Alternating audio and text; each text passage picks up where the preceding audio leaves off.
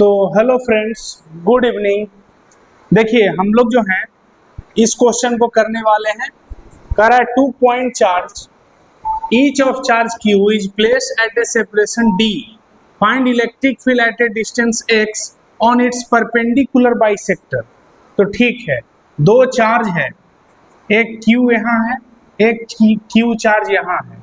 बीच में अगर सेंटर पे देखें, यहाँ से d/2 डिस्टेंस इधर और यहाँ से d/2 डिस्टेंस इधर, तो नेट इलेक्ट्रिक फील्ड क्या होगा? तो यहाँ पे किसी टेस्ट पॉजिटिव चार्ज को रखेंगे तो ये इधर रिपेल करेगा और ये इधर रिपेल करेगा, तो नेट इलेक्ट्रिक फील्ड यहाँ पे 0 होगा, है कि नहीं? लेकिन हमको कहा जा रहा है परपेंडिकुलर बाइसेक्टर पे अगर जाएं, अगर x डिस्टेंस हम ऊपर जाएं परपेंडिकुलर बाइसेक्टर पे, तब यहाँ पे इलेक्ट्रिक फील्ड क्या होगा, इधर इलेक्ट्रिक फील्ड क्या होगा? तो यहाँ पे टेस्ट पॉजिटिव चार्ज रखेंगे तो ये क्या करेगा? तो ये रिपेल करेगा और ये जो इलेक्ट्रिक फील्ड देगा, ये वाला चार्ज जो इलेक्ट्रिक फील्ड देगा वो इधर इलेक्ट्रिक फील्ड देगा, है कि नहीं? ये इधर इलेक्ट्रिक फील्ड देगा और नेट इलेक्ट्रिक फील्ड जो होगा वो इधर होगा, net electric field along this direction. तो कहने का मतलब ये है कि नेट इलेक्ट्रिक फील्ड हमको निकालना है, नेट इलेक्ट्रिक फील्ड कितना होगा? तो चलो देखते हैं। ये इसको हम EA बोल देते हैं, इसको EB बोल देते हैं और ये E नेट हो गया, नेट इलेक्ट्रिक फील्ड। देखो ये R है और R कितना होगा? तो √d/2 का whole square plus x square, ठीक ना? ये डिस्टेंस x है।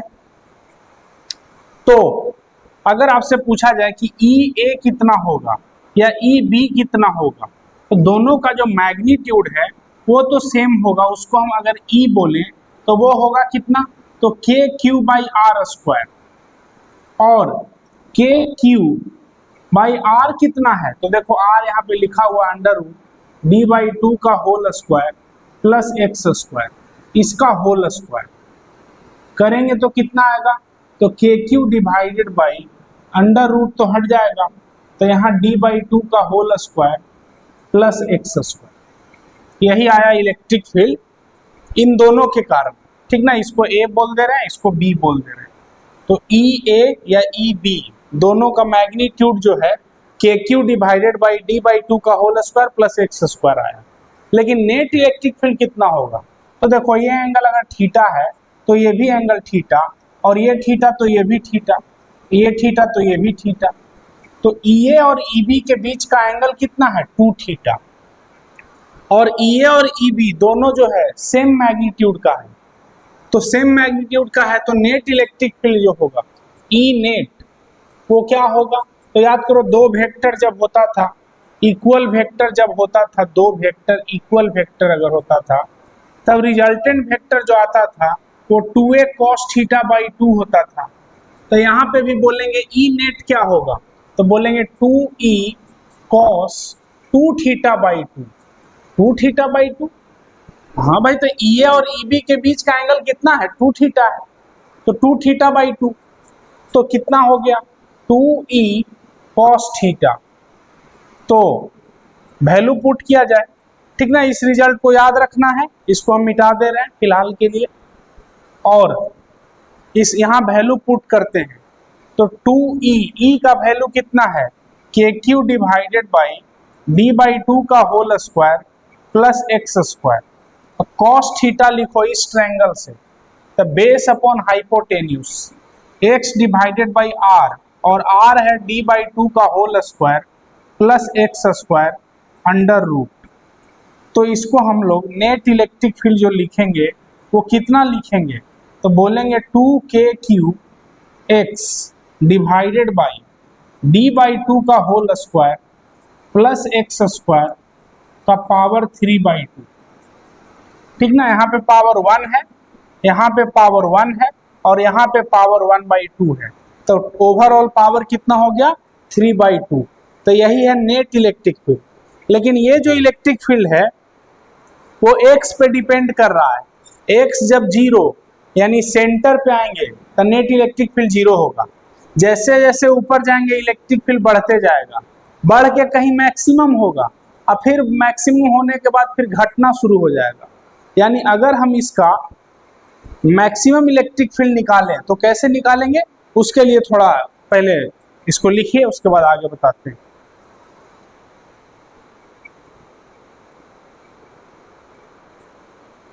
तो चलिए देखिए दोस्तों, हमारा net electric field 2k/q(x) divided by d/2 का whole square plus x square whole power 3/2 है। बोलेंगे for electric field to be maximum, electric field to be maximum, maximum electric field के लिए d/dx should be equal to 0। तो d/dx, e कितना है, तो 2k/q(x) divided by d/2 का whole square plus x square power 3/2, यही है, upon dx should be equal to 0। तो देखो इसमें से जो कांस्टेंट टर्म है उसको बाहर कर लो, तो 2kq ये कांस्टेंट टर्म है, इसको बाहर कर लिए। अब डिफरेंशिएशन किसका करना है, तो डिफरेंशिएशन करना है x अपॉन d/2 का whole square plus x square power 3/2, इसी का डिफरेंशिएशन करना है x के रिस्पेक्ट में।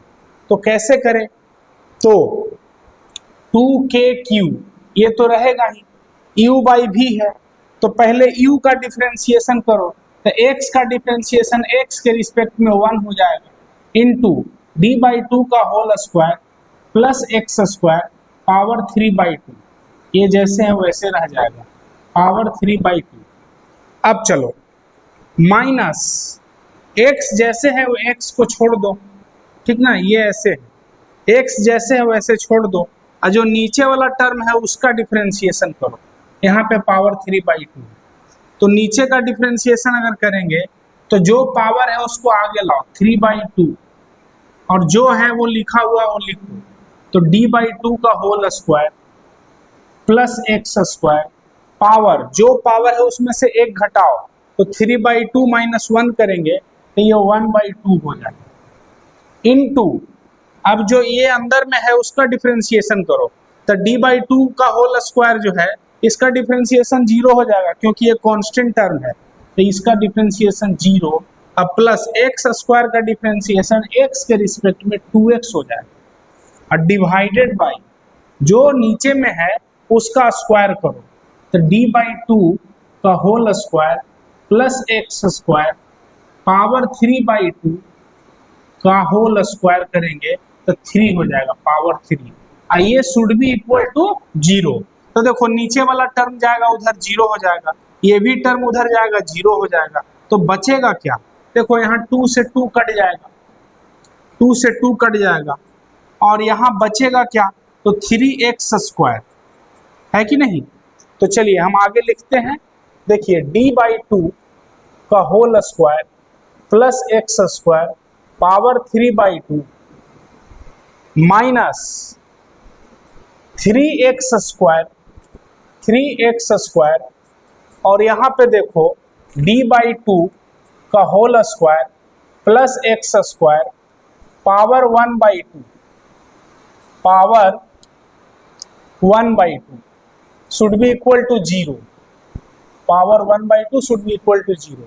अब देखो d/2 का whole square plus x square power 3/2 is equal to 3x square d/2 का whole square plus x square power 1/2। तो देखो तो ये 1/2 है, ये 3/2 है, इधर आएगा तो पावर घट जाएगा, तो ये हो जाएगा d/2 का whole square plus x square, अब है ना, चलो यहाँ पे पावर घटा भी देते हैं, 3/2 minus 1/2 is equal to 3x square, तो ये हो जाएगा d/2 का whole square plus x square is equal to 3x square, ये इधर ले जाओ, तो d/2 का whole square is equal to 2x square, तो यहाँ से 2x स्क्वायर जो है वो इक्वल आ गया d/2 का होल स्क्वायर। तो एक मिनट, d/2 का whole square 2x square is equal to, तो क्या आगे लिखें? तो देखिए आगे जो है x square is equal to क्या हो जाएगा, तो d/2 d square by 4 into 2, तो x क्या हो जाएगा, d/2√2, x is equal to d/2√2।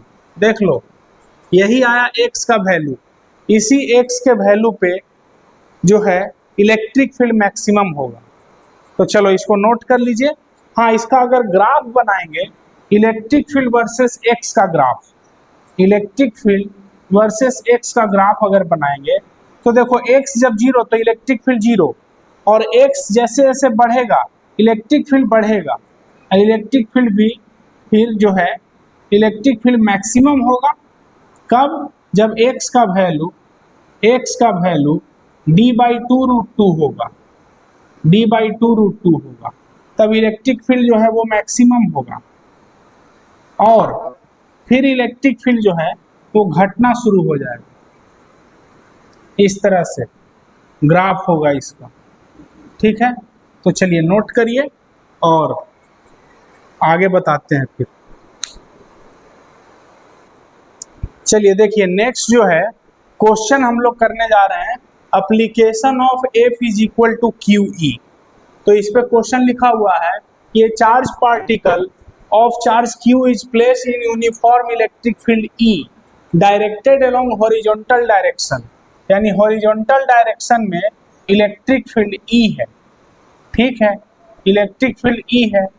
कह रहा है कि फाइंड एक्सेलरेशन ऑफ पार्टिकल, दूसरा है displacement covered by the particle in time t, फिर थर्ड क्वेश्चन है velocity of particle when it covers displacement d, ठीक है, और फिर फोर्थ क्वेश्चन है work done by the electric force during time t, और कह रहा है कि neglect the effect of gravity.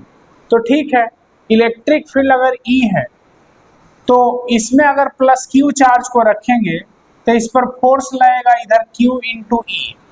तो अगर पूछा जाए कि फोर्स कितना होगा, तो फोर्स ऑन चार्ज पार्टिकल, तो फोर्स क्या होगा, तो फोर्स होगा QE। अब फोर्स होता है मास इंटू एक्सेलरेशन, तो QE, तो एक्सेलरेशन कितना हो जाएगा, QE/m। ये हो गया एक्सेलरेशन ऑफ पार्टिकल, यानी पहला क्वेश्चन का आंसर तो मिल गया। अब दूसरा क्वेश्चन का आंसर क्या होगा, दूसरा क्वेश्चन कह रहा है कि displacement covered by the particle in time t, तो displacement covered by the particle in time t कैसे निकालें। तो देखिए सेकंड क्वेश्चन का आंसर बना रहे हैं, s is equal to ut plus half at square. देखो इसको रखा गया है तो इनिशियल वेलोसिटी क्या है, जीरो है, तो जाहिर है चार्ज का मास m है और इसको रखा गया है इलेक्ट्रिक फील्ड में, तो इनिशियल वेलोसिटी जीरो होगा, तो ये तो जीरो हो गया, प्लस हाफ एक्सेलरेशन निकाले हुए हैं QE/m इंटू टी स्क्वायर, तो यही हो गया s। t टाइम में डिस्प्लेसमेंट कितना होगा, तो half QE/m into T square, यही हो गया आंसर सेकंड का। अब थर्ड क्वेश्चन का आंसर क्या है, तो थर्ड क्वेश्चन कह रहा है velocity of particle when it covers displacement d, तो ठीक है उसको भी सॉल्व करते हैं, तब तक यहाँ लिखिए और आगे भी वर्क डन पूछ रहा है उसको भी बनाएंगे। तो थर्ड क्वेश्चन का आंसर कैसे लिखें, बोलेंगे क्या कि जब ये d डिस्प्लेसमेंट चल देगा, जब ये d डिस्प्लेसमेंट चल देगा तब इसका वेलोसिटी क्या होगा, तब इसका वेलोसिटी क्या होगा। तो इनिशियल वेलोसिटी जीरो है, अब फाइनल वेलोसिटी पूछा जा रहा है, तो v square is equal to u square plus 2as। v square ये पूछा गया है, u जीरो है, 2a कितना QE/m इंटू s कितना है d, तो v कितना हो जाएगा, तो 2QEd/m अंडर रूट, यही हो गया वेलोसिटी। उम्मीद है समझ गए होंगे। अब फोर्थ क्वेश्चन है कि वर्क डन क्या होगा, तो वर्क क्या होता है, force dot displacement, force dot displacement F D cos zero, जिधर फोर्स उधर ही डिस्प्लेसमेंट, तो एफ इंटू डी है कि नहीं, एफ इंटू डी। अब फोर्स कितना लग रहा है, Q into E into D, बस यही हो गया। अब डी के जगह पे लिख सकते हो half Q E by M into T square, तो क्यू ई और into half Q E by M into T square. अब इसको आगे सॉल्व कर लीजिए, तो जाहिर है आंसर आ गया। आगे क्वेश्चन करते हैं, इससे पहले इसको नोट करिए। देखिए नेक्स्ट क्वेश्चन जो है उसमें कह रहा है कि इलेक्ट्रिक फील्ड जो है वो इधर है, इलेक्ट्रिक फील्ड का वैल्यू दिए हुए 2 इंटू 10⁴ न्यूटन पर कूलम, और इसमें एक चार्ज को रखा गया है, तो इनिशियल वेलोसिटी 0 होगा, और चार्ज का वैल्यू भी दिए हुए हैं और इसका मास भी दिए हुए हैं। कह रहा है इस पर कौन कौन सा फोर्स लगेगा। तो देखो मास दिया हुआ है और इसमें ये नहीं बोला है कि ग्रेविटी को नेग्लेक्ट करके चलना है, तो जाहिर है इस पर फोर्स एक तो लगेगा Q इंटू ई और दूसरा नीचे mg लगेगा।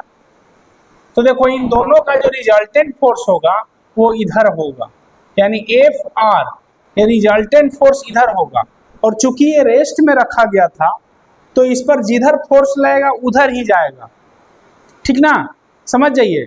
इसको कुछ वेलोसिटी नहीं दिया गया है, कुछ वेलोसिटी दिया जाता तब ये पैराबोलिक पाथ बनाता। हाँ वो डिपेंड करता कि वेलोसिटी किधर दिया गया है, लेकिन फिर भी अगर रेस्ट में रखा गया है, जैसे कैसे मान लीजिए कि मार्कर ही है, अगर ये रेस्ट में इसको छोड़े, यहाँ से हम रेस्ट में छोड़े, तो ये जिधर फोर्स लगेगा उधर जाएगा, यानी नीचे जाएगा, है कि नहीं। लेकिन वही अगर इसको हम ऐसे फेंक दें, तो फेंकेंगे वेलोसिटी इधर देंगे, फोर्स इधर लगेगा, तो ये इस तरह से नीचे गिरेगा, यानी पैराबोलिक पाथ बनाएगा। इसमें कह रहा है कि रिजल्टेंट फोर्स कितना होगा, तो सबसे पहले देख लो रिजल्टेंट फोर्स किधर है।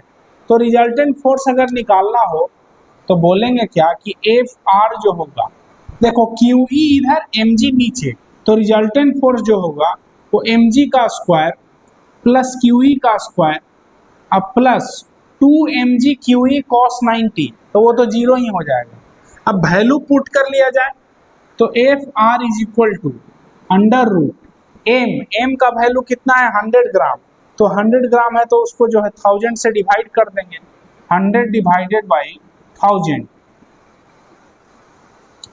इंटू 10 का whole square plus Q E, Q कितना है 4.9 into 10 to the power -5 into E का value 2 into 10 to the power 4 का इसका होल स्क्वायर करना है। तो देखो जी अब जो है वैल्यू तो पुट कर दिए हैं, अब इसको सॉल्व करो, तो सॉल्व करने के बाद आंसर जो है आपका कितना आ जाएगा। तो इसको सॉल्व करेंगे तो हम आंसर लिख देते हैं, एफ आर जो है वो आ जाएगा √2 इंटू 0.98 इतना न्यूटन जो है फोर्स लगेगा, ठीक है। अब इसमें कह रहा है कि इसका पाथ कैसा होगा, तो बोलेंगे कि its path will be straight line, ठीक ना। सेकंड बी पार्ट का आंसर क्या लिखेंगे, its path will be a straight line, a straight line। अब देखो कह रहा है कि t टाइम में कितना डिस्प्लेसमेंट होगा, तो सिंपल है, s is equal to ut plus half